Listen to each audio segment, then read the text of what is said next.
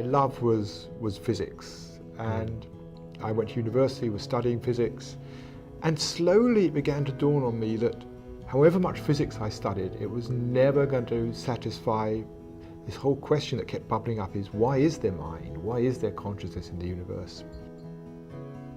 And so I went off to India to study meditation with teachers there, and that was really a turning point for me, I think. Two things happened. One, I realized there was something to spirituality. I'd completely rejected religion as a kid. It was just a load of weird mumbo jumbo, completely rejected it.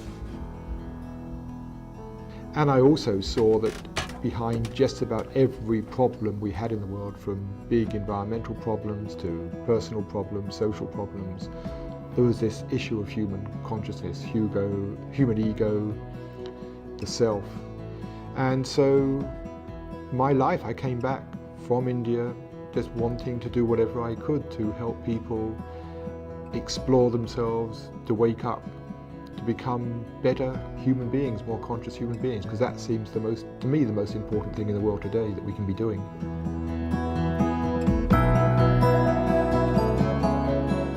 As a young man, I wanted to be a doctor, and I went off to college. I was going to study medicine, but after a couple of years studying medicine in college, I then went to Paris because I wanted to get perspective on my life.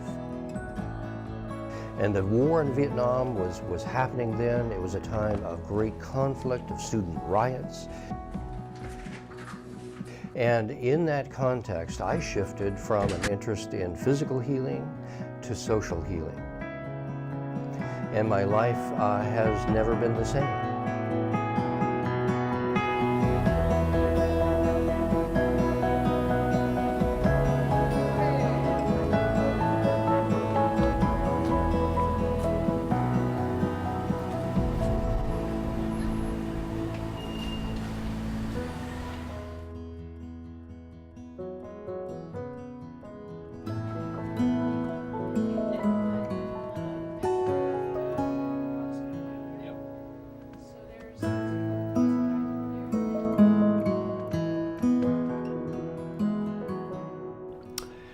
Welcome to Pete and Duane's Window and our conversations about conscious evolution. And for this episode, we don't have a specific topic in mind. Rather, Pete and I, we're going to have just an open-ended conversation. And to begin the conversation, I'd like to turn to Pete, and I'd like to ask him to tell me about a trip he just returned from, meeting with a dear friend of ours, Ram Dass. And so Pete was in Hawaii, spending time with a meditation teacher, Ram Dass. And what a wonderful being and experience that was, and I'd like him to share a bit from that and as a basis for our conversation. Yep. Yes, it was lovely. Love being the key word. I mean, his book had just come out, Be Love Now. Be Love Now. 40 years anniversary of Be Here Now, yes. Which many people remember, which was really his first visit to India, and his sort of whole opening to the spiritual world was Be Here Now, which is still quoted I saw a car advert the other day, and the final line was Be Here Now. It's like it's caught on in the world. And that is, also we see Eckhart Tolle, be present, the power of now. It's universal teaching. But Ram Dass's teaching has always been also about love. And his master was a devotional master. Yeah.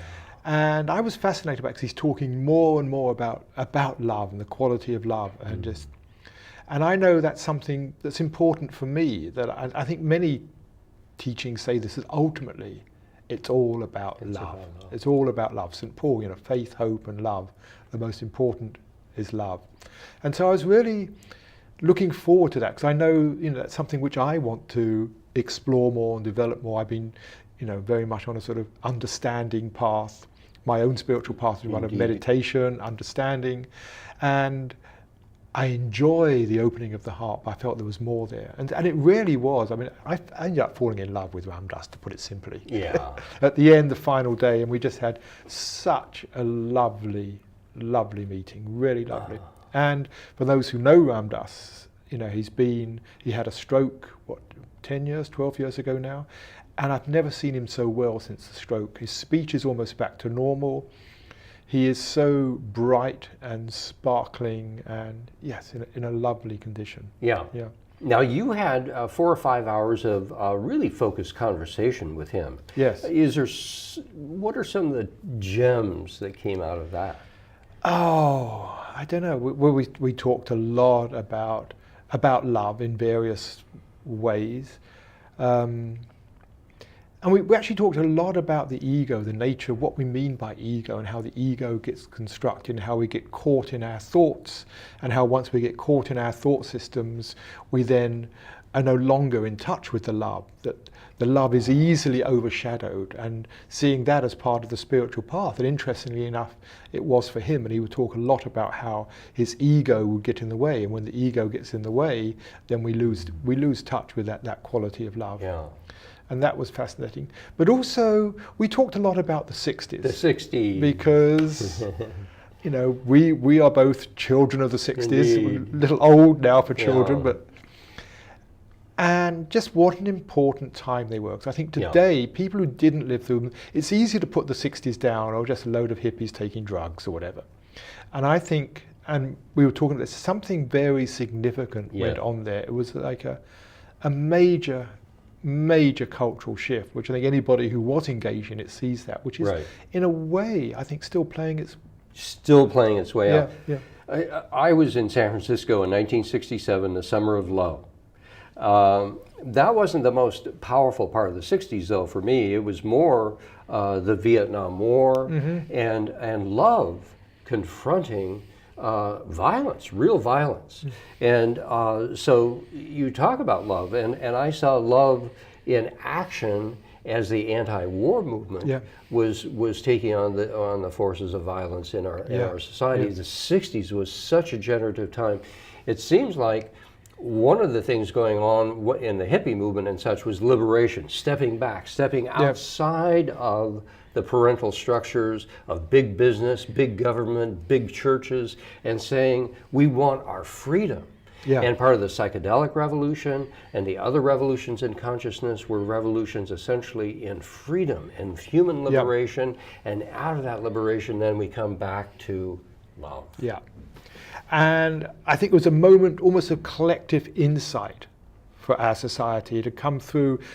You know, it's no accident, I think, the 60s happened 20 years after the end of the Second World War. The people born during the Second World War, shortly afterwards, these were the people who were active. And there was this feeling something new is possible. And there was this vision, there was a different way of doing things. We didn't have to be in conflict. And we were just, you know, peace and love, man. That sounds very simple, peace and love. But they were touching a universal message there. And it was put very naively. And I think people realize that it isn't just a question of just taking drugs and experiencing peace and love. We got into the whole spiritual movement, into workshops, people doing meditation. And I think, you know, for the last 50 years since then, we've been working on that challenge of how do we actually bring more peace and more love into our lives. Well, looking back to the 60s, it was rather naive, but it was not totally, but sincere. It was a sincere naivete. Yes, that's a nice way of putting it, Now we've got a half century beyond that, and we no longer have the naivete, but there's an earnestness that's come from the years of practice that have gone with that. But we're coming into some very challenging times of whether that capacity for love is going to be equal to the challenges we're facing. How do you feel it? I think one of the things we're going to need is both these qualities. We're going to need love, and particularly in the sense of compassion, for understanding how other people are feeling, not to just retract into our own position. I think compassion is going to be really important for the changes we're going through. But also, you know, the peace thing, not just creating peace with others, but how do we stay at ease in ourselves? I think, you know, when we're facing a difficult situation, if we get all wound up and angry or fearful or whatever, I don't think we're really active from our full potential. I mean, it can be a motivation when we feel angry, but I think, as we all know, you don't always make the best decisions when you're angry. If we can find ways when we are angry, to actually better diffuse it and come back to, a more still place inside, and then access our inner wisdom and say, what is the best way to respond now? Yeah. Do I go out and hit this person? Do I go out in the streets and do this, or whatever? Yeah. So I think we need to come back and access that inner wisdom, and that coming back to the quiet is important for that. Let's explore this, the inner wisdom, because often I hear people talk about love, and that we need to just step into love, just be love. Mm. And it seems to me that's asking people to make a huge step. And there are some steps between where we are often in our kind of ego mentality and the spaciousness of really a loving place. Yeah. And the first major step that I see is truth. Mm-hmm. Tell the truth. Yeah. What is happening honestly here? And I think a lot of times people say, well, I'll just kind of ignore what's happening and pretend that I'm in love. Mm-hmm. And I'll pretend that I am a person of love. But on the other side of that is not pretending, but rather getting into the fierce quality of our present existence, and in that fierceness, discovering the power of love. Yeah, yeah. And so those are two different approaches, and I think oftentimes we're not necessarily starting with honesty, with truth, with the reality of the situation on the ground as a foundation for building towards that love. Yeah. And I think in this, we need to sort of almost separate slightly different meanings of love here. And I think one very simple thing is care. Love we think of as the big emotional thing, and there is that side of it. I'd like to address that in a moment. But in terms of telling the truth, I think we can tell the truth with love, and by that I mean with care, that I care for how you feel. So if I have to, I want to tell you some truth, to actually hold in the back of my mind, how can I share this with you in such a way that you feel appreciated rather than attacked or rejected? Right. And that's a very simple thing I think we can all do, is just to watch the way we say things. So I think we can tell the truth with care, with love. And that doesn't mean to say I have to have this huge, open-hearted experience towards you, but just in my mind to just think, how can I express this in such a way that you feel okay? But then with love itself, interesting, Ram Dass was talking a lot about the difference between conditional love and the unconditional love. And the unconditional love is not so much, I love you even though you don't, cut your toenails or something. It's not that sort of, I love you despite the jerk you are sort of thing that some people think unconditional love is. But it's love that isn't directed towards anything. It's just a quality of openness in the heart that is there whatever you're experiencing. And Ram Dass would say, I love you, I love them, I love the wall, I love the carpet. We think loving the carpet, but it's not like, it doesn't mean to say I love the carpet in terms of I think it's a beautiful carpet. It's just that when I look at the carpet, I am seeing it from a point of view of love. Of love. And that's what he's talking about, it just being a quality of being that's always there. Yeah. And I think when that quality of being is there, then it's very hard to deliberately cause harm to another. Another person's well-being is just the natural thing we want.